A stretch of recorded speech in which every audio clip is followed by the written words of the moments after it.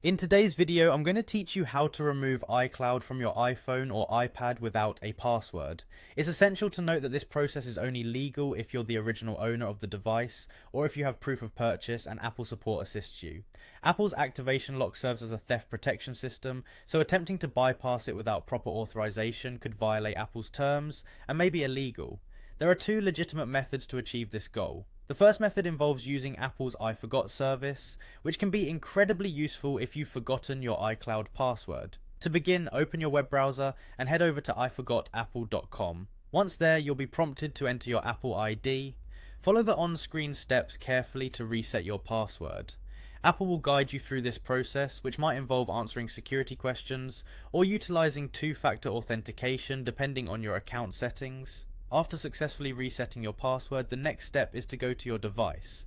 Open Settings and tap on your name at the top, which will take you to your Apple ID menu. From here, scroll down and select Sign Out. You'll need to enter your newly reset password to proceed, effectively removing iCloud from your device.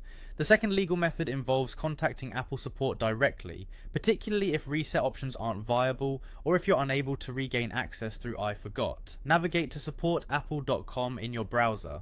Once you are on the site, begin by selecting your device type, either iPhone or iPad. Then, choose Apple ID and iCloud and subsequently Activation Lock. At this point, you may need to provide documentation proving ownership of the device. You can do this by submitting a receipt or invoice that clearly displays the device's serial number or IMEI. This step is crucial to verify that you have the right to access the iCloud account associated with the device. If Apple confirms you're the legitimate owner based on the documents provided, they may assist you in removing the iCloud lock remotely. These options offer safe and secure ways to regain access to your device while keeping in line with Apple's terms and conditions. Remember, these procedures are designed with account safety and device security in mind, protecting your data and ensuring your personal information remains safeguarded.